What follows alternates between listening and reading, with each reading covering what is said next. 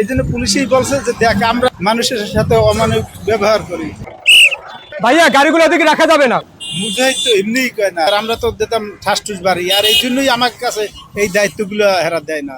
পুলিশে তো যাইয়া হেরা তো শুধু বসে থাকে, হেরা তো আর কোনো ধরা মারার এই দায়িত্ব তো আর সরমনায় পুলিশে করে না। হেরা যায় ঠিকই, যাইয়া সুন্দরভাবে হেরা ভদ্রভাবে বসে থাকে, দায়িত্ব পালন করে মুজাহিদ কমিটিরা। এরপরে পুলিশ তিনটাই বললো জীবনে তো বহুত আকাম কুকাম করছি, টুপি পরিয়া এরপর আমরা ভালো হয়ে যাই। হেরা তো হাতে পায়ে ধরি এরপর বসাইয়া হাইটে না বিশৃঙ্খলা করি না, এইটা সুন্দরভাবে বুঝাইয়ে বলে। আর পুলিশরা তো আর ওইটা বলে না।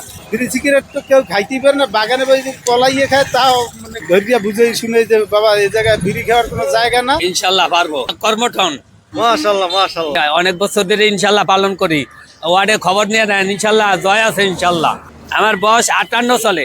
রোদ্রুতে আর আমার ভালো লাগে, বুঝলেন। এখন একটু ঠান্ডার সিজন, আরো রোদ্র হইলে আরো খুশি আনন্দ। না ইনশাল্লাহ ইনশাল্লাহ যথেষ্ট ভালো আছি, আল্লাহ বয়স হিসাবে যথেষ্ট আল্লাহ ভালো রাখছে। দুপুরে খাওয়ার ব্যবস্থা আছে ইনশাল্লাহ। আমরা তো সবসময় ইনশাল্লাহ ওই মাঠের ডিউটি করি, স্বেচ্ছাসেবকের ডিউটি করি মাঠে, বেলতলা খাওয়া গাড়ি। যদি কোনো ভিড়ের যানজট পরে হেডারে কন্ট্রোল করা, গাড়ি যদি দাম বাজিয়া যায় ওইটারে কন্ট্রোল করা, লোক অসুস্থ হয়ে গেলে তাদেরকে অনেক সময় মেডিকেল নেওয়া লাগে, এইটাও ইনশাল্লাহ আমরা ক্যাপচার করি। আমি নিজেও একটা অ্যাক্সিডেন্ট হয়েছিলাম, ওই ফেরিস্তনে পড়িয়া আমার মাথা ফাইটে গেছিল, এখনো দাগটা আছে মাথায়। পুলিশে আমার একটু সহযোগিতা করছে।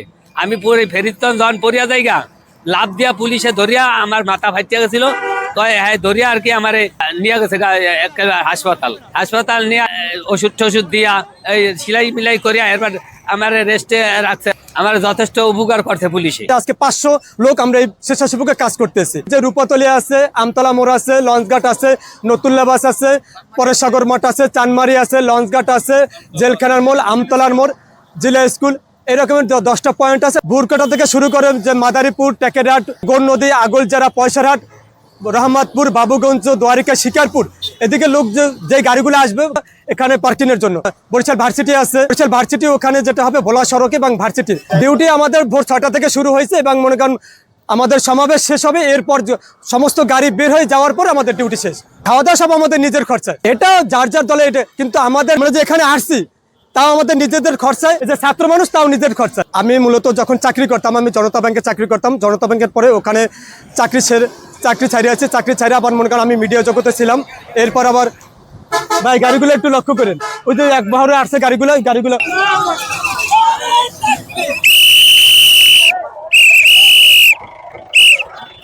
ভাইয়া গাড়িগুলো ওদিকে রাখা যাবে না।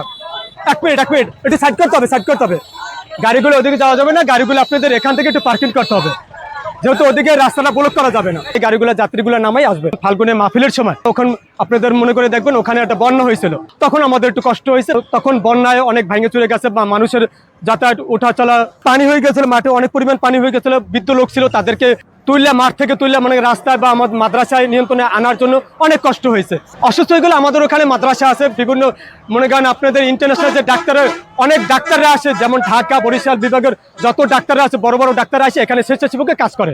মনে করেন আমি যখন বেলতলা খেয়াঘাটে একবার ডিউটি করতেছিলাম, যশোর থেকে আসছিল তারা 10 জন আসছিল। 10 জন আসে তারা দেখে ডিউটি করে, তারা মনে করেন আমাদের এতভাবে মনে করেন একটা আবরুত হয়েছে। ওই লোকের যশোরে তাদের সাথে দেখা হয়েছে, তারা দেখা আমরা এতভাবে মেহমানদারি করছে, এতভাবে আন্তরিকতা প্রকাশ করছে যে আপনারা চরমোনাই মাহফিলে আমাদের যে খেদমত করছেন বা যেভাবে আপনাদের সহযোগিতা পাইছি, ঠিক আছে। এখন আমি ওখানে 2 দিন ছিলাম, 2 দিনই তাদের মেহমানদারি করছে, তারা মেহমানদারি করছে। আমার খাবার দাবার এন্টার হইতে আমার 1 টাকা মানে 1 কাপ চা পর্যন্ত আমার খাইতে দেয় না তারা। যশোরে মন্দির পাহারার জন্য 7 থেকে 8 দিন শহরেই ছিলাম। এখানে 7-8 দিন আমরা এখানে সন্ধ্যা থেকে আপনার ফজরের আজান পর্যন্ত ঘুমন্ত না, জাগ্রত ছিলাম, হাঁটাচলা অবস্থায় ছিলাম বিভিন্ন মন্দিরে সারা রাত। তারা মন্দিরের ভিতরে আমরা রোডেই ছিলাম। প্রশাসনের যারা ট্রাফিক থাকে তারাও আমাদেরকে মানে উৎসাহ উদ্দীপনা দিয়ে থাকে এবং সাধারণ জনগণ আমাদের উৎসাহ উদ্দীপনা আমাদের সবাই আমাদেরকে গ্রহণ করে। আমরা মুজাহিদ কমিটি আসছি, মুজাহিদ কমিটির কালারটা এরকম হয়, এটা মুজাহিদ কমিটির লোগো হলো এইটা।